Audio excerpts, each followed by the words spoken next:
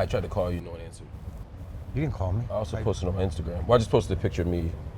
Oh, hey, Chatterboxx. This week's episode of the Ian and Marc Show has gotten the audience questioning the scenes and connecting the dots back to Melyssa Ford. Wasn't what the intent was. First of all, the episode was shot a long time ago, weeks ago. It was written 6 weeks ago. Yeah, y'all are really gonna make me do this, huh? Girl, don't do it. It's not worth it. Nope, I did it. All right, come on in. Let's see what is going on. Let's go take a deep dive to see if this might be deeper than just a skit. So on episode 864 of the Joe Budden Podcast, the Broad Street Daily Journal, Marc Lamont Hill took a moment to address the theory floating around about the latest episode of the Ian and Marc Show. He hit me up thinking that the episode is some deep attack on the co-workers up here. It's the one called Follow the Money that came out this week. Marc shows up in a neck brace, he's got a cane, and he has posted a picture of himself in the hospital with a list of ailments in the caption that magically, in the end, he ends up healing once he gets a bag of money from Ian and Keith. And naturally, fans clock the optics, especially since Melyssa Ford posted a hospital photo not too long ago.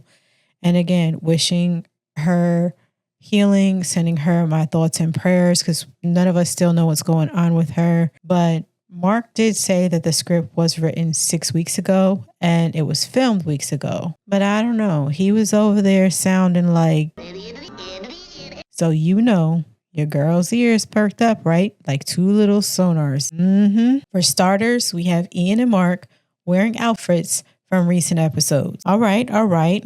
That's not enough. Then we have the date and time. And then we have the TV referring to week 4 in football. And even if it was written in advance, I'll humor them. These are seasoned media professionals. They know optics.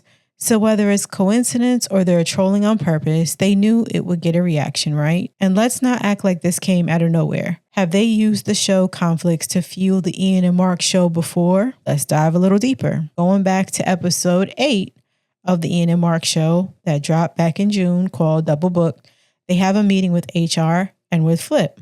He almost took the role of being Flip's lawyer. It was weird. So why is that relevant? Well, let's fast forward to the Patreon episode that aired, A Deal is a Deal. And this was just days before Melyssa's absence on the pod. I believe it dropped August 18th. They're joking around after Jermaine Dupri has a guest appearance and Mel co-signs Joe saying he prefers Imani over Flip when there's a musical guest. Then the two of them clap while the rest of the room looks at them. Flip walks in right on time. And Marc calls it out like, let's catch Flip up on what we've been talking about. He further says, everyone who was clapping should share. And Joe says, I don't say anything behind nobody's back I won't say again. Mel is just smiling. And Marc responds with, I know you'll say it again, which leaves Melyssa. Both Marc and Ice make it clear that it's not what they said. Meanwhile, Mel seems to be about to backtrack. Now, she didn't say anything quite just yet, and hang with me because all this ties back into how we get to this week's episode, okay? So you already know Flip is not the one to forget when someone plays with him. I'm telling you, he basically heard Mel be like, get rid of him, and he put that in his mental Rolodex. I mean, wouldn't you? If somebody said the room was better without you in it? And even if it's true, don't say it out loud. At least let Joe just be the one to say it. I tell you one thing, the messiness was in full effect on that episode, but I respect it. Don't say behind someone's back what you won't say to their face and what you won't say with your chest. The internet has made a lot of people that way and a bunch of keyboard warriors, okay? Going back to the episode, Flip gives her the wide-eyed look like, you said that? And says, not only did you not hold me down while he was getting his back kicked in by the fans, Joe adds in that Flip has been bearing the brunt of he and Mel's relationship, talking about Flip and Mel. And Mel has not been speaking up for Flip. So Flip has just been taking, all of the fan reactions. Then Joe brings up an HR situation that involved Flip and Mel that happened months prior, where as a result of the meeting and what the HR lady's suggestions were, Mel goes, I'm going to save them, alluding to the fact that she saved the guys because the lady wanted to go in another direction. And to recap, just months prior, we not only have Ash and Mona on the pod, I believe that was around April or May. If you notice, towards June, Mel starts appearing on camera with elbow tape, compression sleeves, and even like a back support or like a posture corrector at times. Joe jokes at one point to her that is she doing an ad because she didn't have it on before filming. Could that be the reason for the new couch? To correct anything that she may have been complaining about for her absence? So back to the Ian and Marc show. Marc is walking around with a neck brace, the cane. He's going to physical therapy. And at one point, Ian says, after they kind of quote unquote spied on him, right, and are playing detective work, he says that he's going to see some kind of therapist. Now, I note that he doesn't say, oh, he's going to physical therapy or anything like that. And that might be reading too much into it, but it's interesting. Okay. So I'm like, why did he specifically just say some kind of therapist?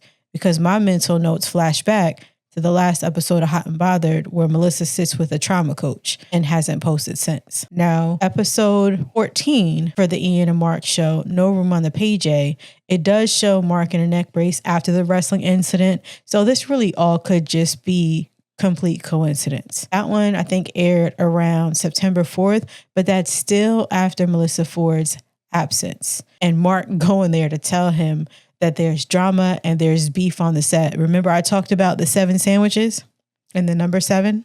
Of all the stories the show could have had, you mean to tell me it was right on time for them to have a hospital pic with a list of ailments and injuries with a touch of lawsuit and then the payoff at the end? So are they playing into the narratives or trolling the viewers?